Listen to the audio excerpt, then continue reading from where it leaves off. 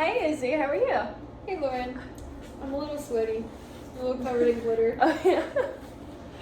But you know, such is the life of an SMWC dancer. Yeah. I was gonna say last time we talked about what was it?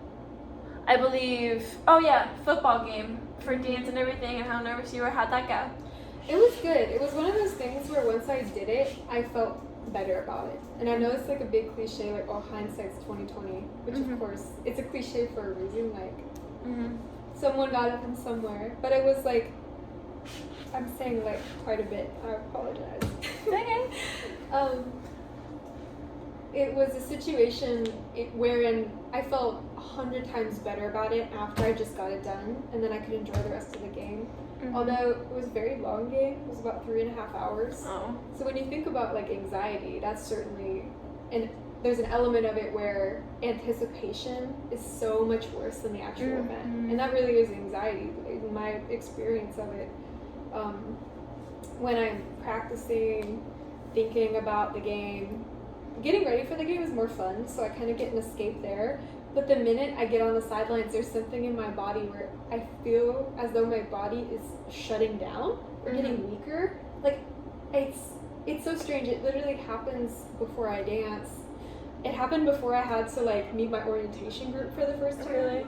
Yeah, like I almost felt my body losing energy, becoming numb, which is pretty dramatic. So my anxiety, it can be kind of like extrapolating my worries to the future, but I also experience it very physically, which makes it hard when you're like anxious about things like dance, where that's a very physical act. I was gonna say, do you do anything to help control that anxiety, or like to kind of calm it down? It helps because dance is a very social thing. Like I have like my teammate that I get ready with, and that's a good experience. Oh, I wonder who that fabulous woman is. I wonder who that beautiful, stunning, gorgeous teammate is. But that, like, genuinely it does help though, because I'm not just sitting somewhere alone.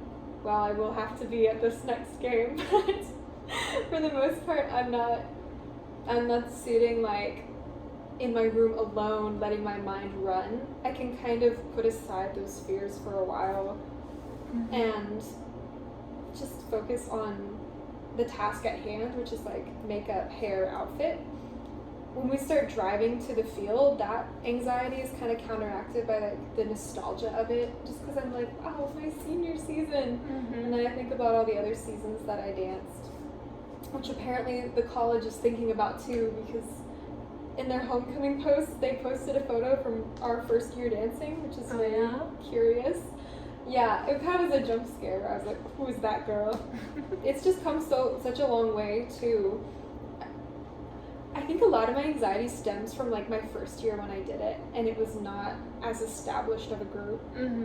But now that everyone knows that we have a dance team and a cheer team and all that, the expectations are set a little bit higher than what they were your first year doing it. Oh yeah, and the expectations are higher, but also our capabilities are higher, which is kind of comforting. There's not as much pressure as there was last year. Last year was hard. There were only 5 of us. Really? I was gonna say, tell me about it. Yeah. Tell me about last year. Last year, it was the best of times, it was the worst of times. It was a time.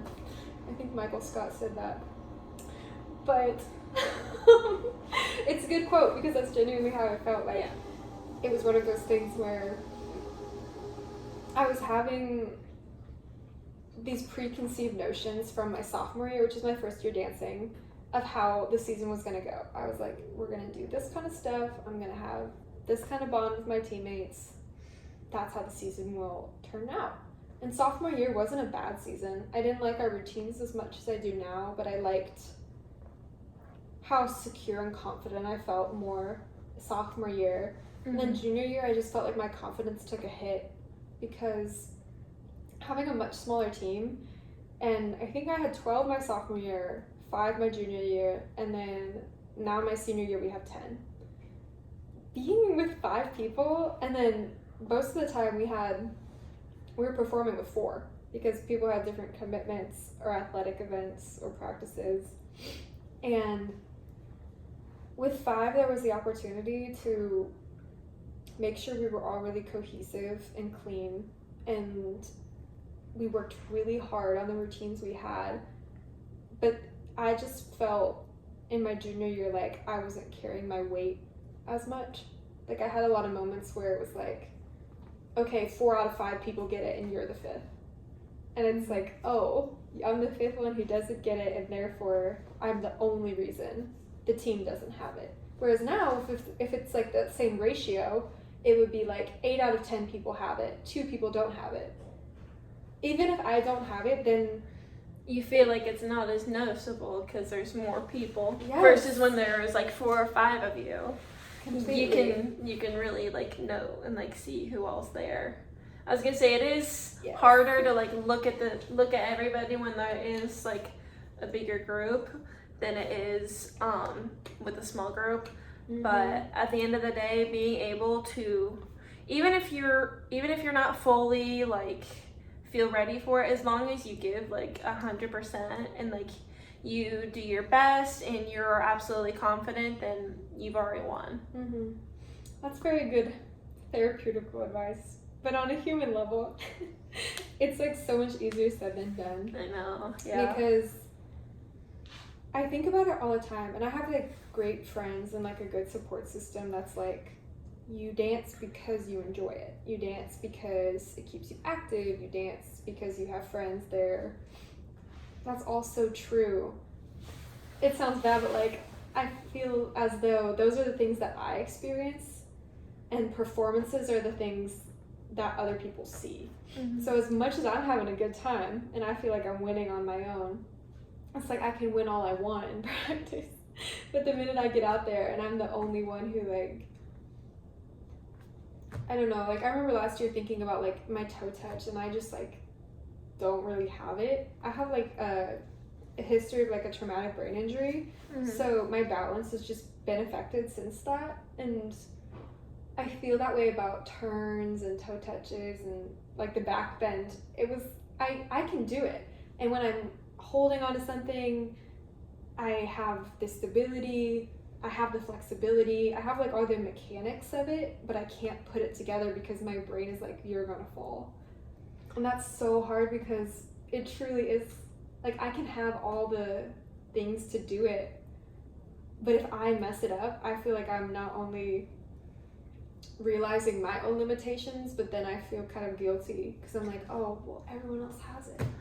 I mean, it's great that you're aware about that, Mm-hmm. but I mean, also you got to make sure you give yourself some grace because I mean, brain injury, that's awful, Mm-hmm. and I mean, not a whole lot of people go through that, but you have to give yourself some grace with that since you have gone through it and you can only do like as much as your body will let you. Yeah, I definitely feel that. It's just not something I want to talk about because I don't want it to be like an excuse, Mm-hmm. which is definitely like team culture.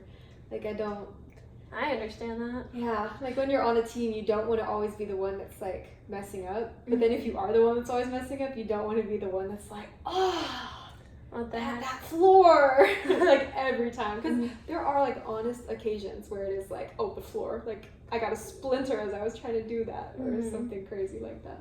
But there's also moments too where I'm just like, yep, that was purely me. Mm-hmm. And I don't know if you've ever potentially experienced this in your unknown history or background, but it's one of the ways that I really feel the most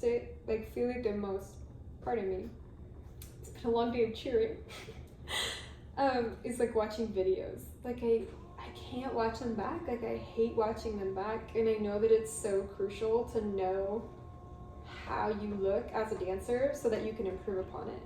And every time I see a video of myself, I'm like, oh, that's what I need to improve upon. But something about the act of like, oh, I have to open this video and it might not be good and I might look stupid. Like I really rarely watch them. Mm-hmm. I know I should, but I just can't get over it. So bad. Let me see. I was gonna say,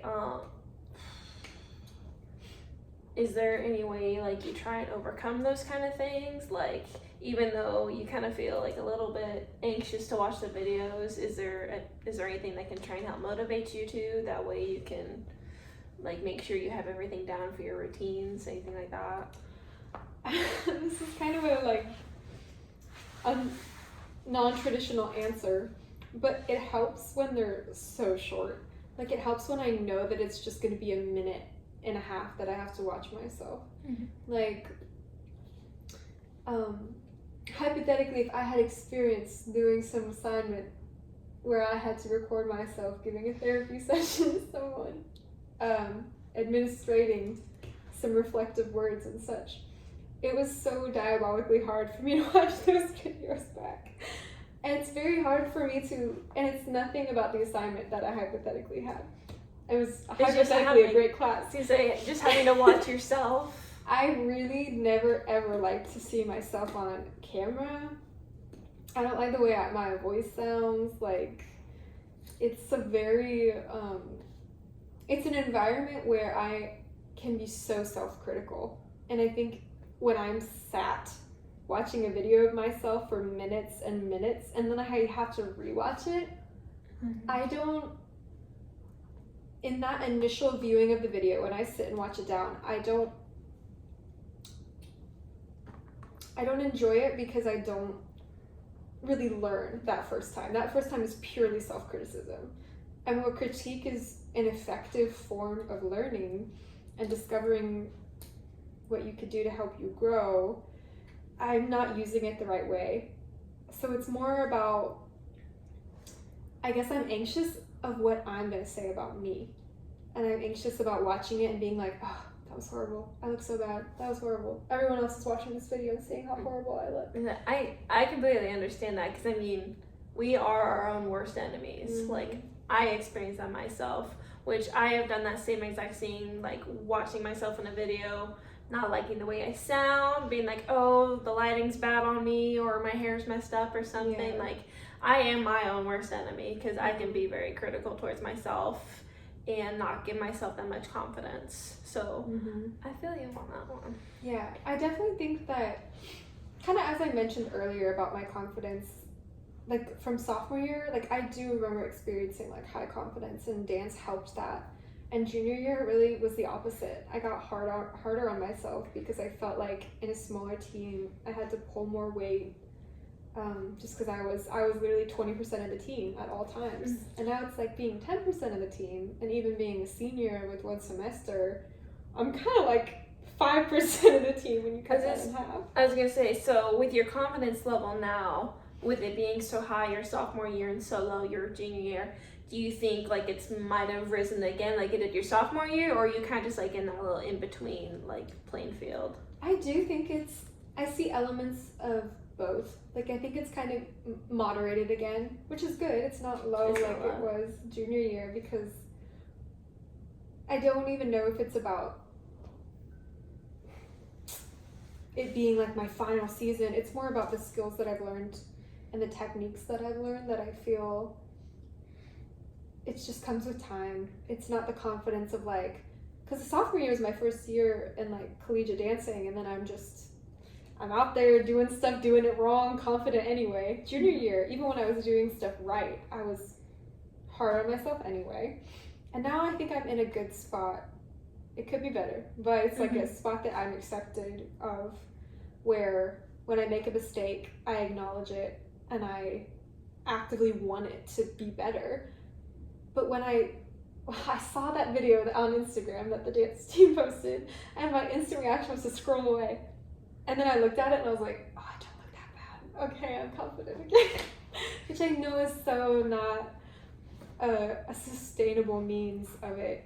But my confidence in my beliefs, in my brain, in who I am, in my appearance, outside of dance, I would say is overall improved. That's great. So it's really only when I get in the studio for real that I'm like, yeah. Okay. I just say it is a little bit. I know it is a little nerve-wracking, because I mean, did you have a dance background growing up, or not really? I did. You like, did? growing up, but yeah, I not mean, since being injured. I was gonna say since taking a break, even if you had done it and then you took a break, it does a little hard getting back into the swing of things like you used to do. But I mean, I commend you on doing that because that's awesome. Because not a whole lot of people go and finish that, like whatever sport they did as a kid and continue to do it on in their adult life. Sometimes they just stop and then they don't go back to it. So it's awesome that you did that. I know that is something it's really exciting, and I think I'm like grateful that I did do it and even pushed through it last year, despite last year being really a lot of pressure. This year there's less pressure. It's fun again. Like it was fun last year too, but it was hard. And this year there's so much good and so much growth that I'm almost like, oh, imagine one more year of it, but no.